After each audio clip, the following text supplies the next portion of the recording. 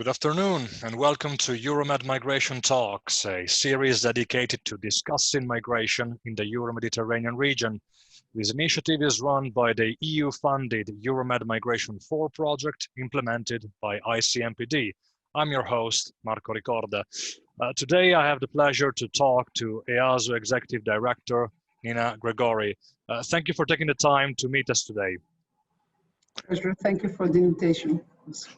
So it is a crucial time for migration and asylum policy in Europe, and certainly the European Asylum Support Office, better known as EASO, plays a key role in implementing this policy.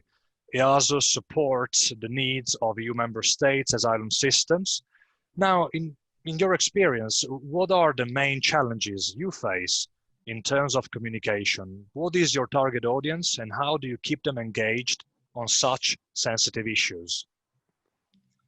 Yes, indeed, Marco. I think that, of course, asylum and migration have always been quite challenging policy areas in Europe, but also broader, and also very challenging area of communication, of course. I think that here we see that there are the sensitive social issues and sensitive political topics that we always discuss within the migration framework. And I think that this is something that, of course, you could not describe as a black or white matter. I think that, of course, it's quite complex, the area, let's say, legally, technically, but also politically. So I think it's very, very difficult that you can say that this is like, let's say, an easy task for the communicator to even see the narrative, to describe it correctly, to describe it only from one angle. And I think that the really main challenge now is that, of course, I think that everybody has a role to play in this puzzle of not only policy, but also of communicating the policies and issues when it comes to migration and asylum. I think that from perspective of the EASO, of course, we are not a political entity. We are an executive agency. We try to support the member states in their endeavors to improve asylum systems. And in this respect, of course, we try to use, let's say, a certain jargon, certain also description of the processes, and we try to be, in a way, in our communication, honest. We don't want to, in a way, take sides. We don't want to, as I said, picture the situation in black and white. We only want to, in a way, communicate the facts, because, of course, also part of our mandate is to gather the facts from the area of migration, and especially, of course, from the area of asylum. So to tell you let's say, to give a short example, for example, you know that, of course, in Europe, when people are coming and applying for the asylum, of course, let's say, big majority of those who are applying are, in fact, not really the one who, at the end of the day, will get an asylum in Europe. So that's 2/3 of people who are not, in fact, entitled to get an asylum. But how do we communicate that to those who are coming? How do we communicate that to our societies? And what is, let's say, the legal then way of those who are, coming to Europe, but they're not eligible for asylum? I think this is something that probably we'll need to reinforce still in the future, because a proper communication would broader than let's say, the possibilities of, or not broader, narrow, the possibilities of a different interpretation. And I think with that, the communication would definitely improve, if, of course, that would be our narrative. All right, so now let's talk about asylum seekers and their challenges. Asylum seekers are confronted not only with the criteria for acquiring the status of refugee that you just mentioned, but also with public narratives about them. In a nutshell, can you tell us what is the state of play of narratives on asylum in Europe today? Yes, it's true that, of course, asylum seekers, when they come to Europe, they go through, let's say, certain legal procedures. I think this is something that, in the sense of the communication, this has been a lot of time neglected. It's not that, of course, asylum seekers should meet certain criteria in the procedure, but basically they, in a way, are the one who are, let's say, facing with a special procedure where in which they in a way have to justify that they have been, of course, prosecuted back home, so that they have a justified reason when coming to Europe, that of course the Europe will in a way protect them, that we will give them a safe home and of course a safe space to live in. So I think that's one point that in a way as is a bit aside when we talk about the refugees, the people coming to Europe, people coming illegally to Europe, because of course when we talk about the arrivals to Europe through the external borders of Europe, this is a mixed migration flow. So that means that of course there are certain statuses of people that in fact needs to be then upon the arrival established. So I think that this is first point where we could bring some more clarity in the process. And I think that would also benefit to those who are in fact the real, let's say, refugees, the real people who are coming to Europe, you know, to be protected. And I think that also would in a way help us fight the, of course, smugglers, the organized crime, when they are persuading people to come to Europe, although as asylum seekers, of course, although we know that legally they have really very little hope to succeed in asylum procedures, because they are coming for example, the safe countries of origin. So there are many things that we could in a way say communicate clearly as Europe, and of course we would then with that also in a way persuade, you know, those who are going to this dangerous route to take other possibilities, to take the legal, of course, pathways to come to Europe. And of course, also this would need to be something that would need to be communicated differently, I believe. And I'm glad that in the new pact on migration and asylum that was presented last week, the communication, so the Commission did in a way point out this, I would say, quite clearly in the points of the presentation. And I do hope that, of course, this will in a way be the future of communication in Europe. I agree, that was a very positive step. Now, a question that we have asked all our interviewees over the past few months is about the impact of narratives into policymaking. So do you actually think that migration and asylum narratives impact policymaking? Do you think there is a correlation between the way migration and asylum are debated and the creation of related policies? What can you tell us about this?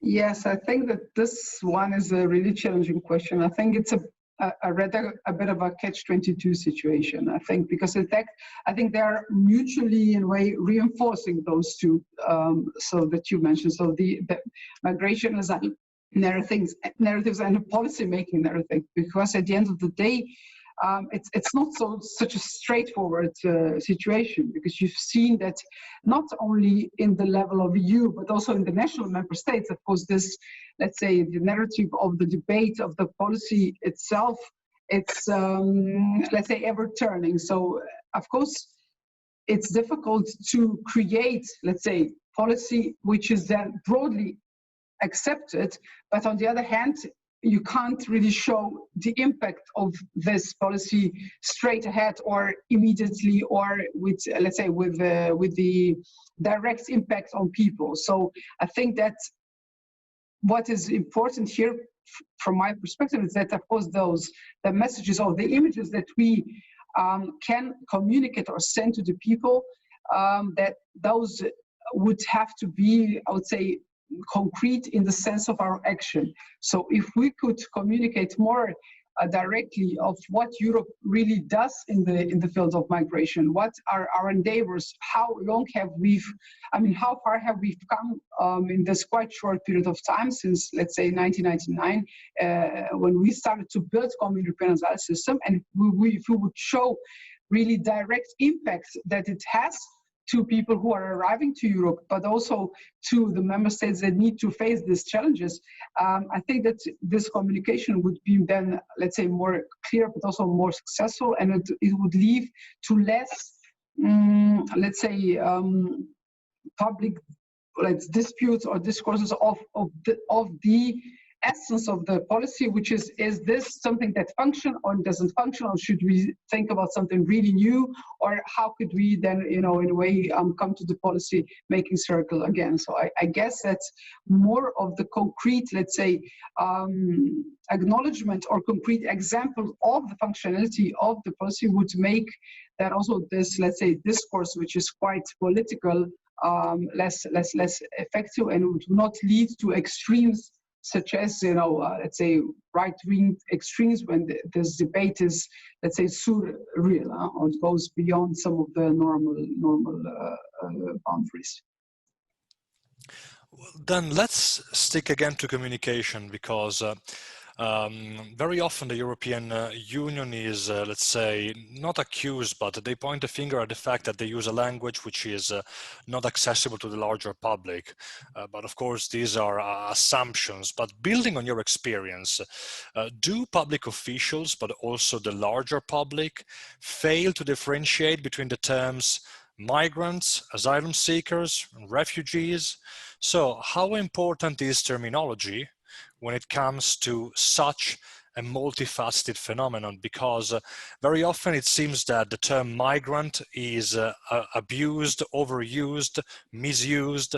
What is your experience in communicating the work of EASO and the EU asylum policy in this case? Yes, I think that that's quite important point indeed. Why? Simply because of, let's say, pure legal consequence of that. Because you know that, of course, different statuses, from different statuses, different legal statuses, let's say, different rights also are deriving.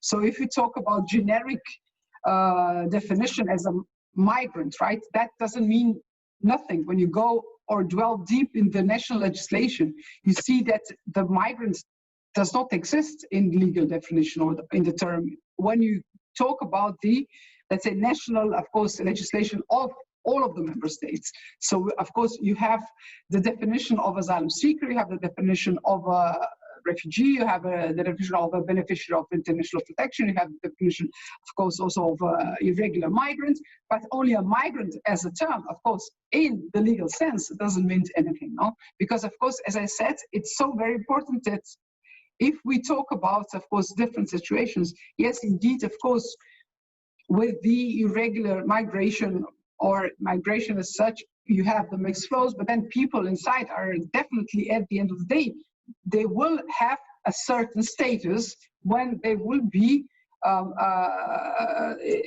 when they will be facing the different procedures in the member states. That's why I think that's very, very important. But of course, and we are, as an agency, we try to communicate correctly. Of course, we always, when we talk about the asylum seekers, for sure, we will not talk about migrants. When we talk about the beneficiaries of international protection, we will not talk about refugees, because there are two, at least from deriving from acquis. There are two, of course, definitions. One is person with subsidiary protection. So it sounds very legal, no? It doesn't sound, how can I say, attractive or sexy in the public domain. It doesn't, but it means a lot, very much, when it comes, to the really concrete discussion on the consequences of different legal statuses. And I think that if also here communication would be more, let's say, precise or more clear, then of course we would also give a correct messages to the broader public or the audience, or even, of course, to migrants, and of course also to our partner countries. But I think that still, I think that the situation is improving. No, I can't say that it's not getting better, but still, probably we have all together, we have a lot of work still to do on this front. I absolutely agree. Now, the mission of EASO is improving the quality, the effectiveness, the harmonization of the common European asylum system. Can you tell us how countries have reacted to different changing migratory patterns? Can you see, some countries adapt easier, some countries are more resistant to change? What has been your experience, and what are your findings in relation to this? Yes, indeed, as you said, Marco, our mission is to support the member states in the implementation of common European asylum system. That means that, of course, we support them also in the implementation of their national system. I think that here what we need to say is that this complexity of European asylum system, it's huge because we have 27 different member states, and then they have to, in certain period of time, implement or transpose the European acquis into their national legislation, with all, of course, the differences in the national legislation as it is and as it exists now. And I think that from our perspective, of course, we definitely work together with all 27 member states administration. So we have excellent cooperation on the technical level. So we do, for example, trainings for EU asylum officials. We have trained more than 35,000 people in last years. We're trying to, of course, also promote our guidelines in the use of, in the strengthening of the asylum procedures, and we are trying to, in a way, bring them closer together, also through the debates in our very extensive, of course, networks that are built for the purpose of exchanging good practices, and of course also the use of our tools. And that's, as I said, on a technical level, this is definitely something that really functions well. EASO is now 10 years old, and I think that this, already has been the time where we have really come to a certain level of great collaboration. But then there is another level, and that's, of course, I would say, political level. And in this respect, as you said, and that is the ever-changing world, because, of course, you know that migration and asylum in the member states is, let's say, on the daily agenda of interesting debates and also, let's say, political disputes inside of the member states. And of course, here on this level, on the political level, it looks like this is ever-changing world. It looks like that, of course, there are many, let's say, important actors in member states who want to influence the, let's say, political situation in the member states, but also on the EU level, and even, of course, maybe broader. So, of course, in this respect, this is a different world, I would say. So it's interesting from our perspective to see that, of course, as I said, on a technical level, the common European asylum system really functions. But on the political level, sometimes it looks like we're only merely at the beginning, or we haven't even, discussed it properly yet. So I think that's why it's going to be very interesting also, let's say, the new debates on the pact or the new legislative proposals that are put on the table from the Commission. Because here, again, we will see this effect of policy or the political debate or communication and down to the technical level when the negotiations in the Council and the Parliament will start. Now, we like to conclude our interviews usually with a piece of advice from the interviewee. And my last question for you today is, building on your experience, what would you suggest to foster evidence-based policymaking and rebalance the migration narrative in Europe? This is something which, in fact, we've discussed a bit in the previous question, one of the previous questions. For sure, I think that evidence-based communication, I think this is something that we are lacking in the fields of migration and asylum. This is something that also we as an agency want to promote. There are many good practices.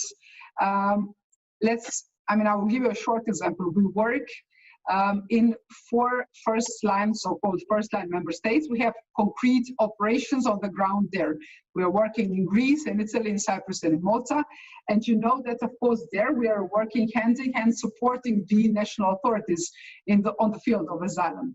And for example, now with COVID outbreak, of course, all 4 member states, together with our help and support, they've adjusted to do, let's say, remote part of the procedure. So remote interviewing, remote, registration somewhere. So I think that this is something that it was difficult to achieve. They needed to adjust fast. We needed to adjust fast, but we did that.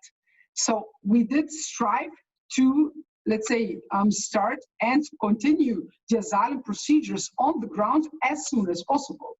So, but when you were listening or seeing the let's say, broader communication on the situation on the asylum and COVID impact, you would read that, of course, so the member states stopped the procedure, everything was in a way, well, let's say, abandoned, and they did not recover even yet.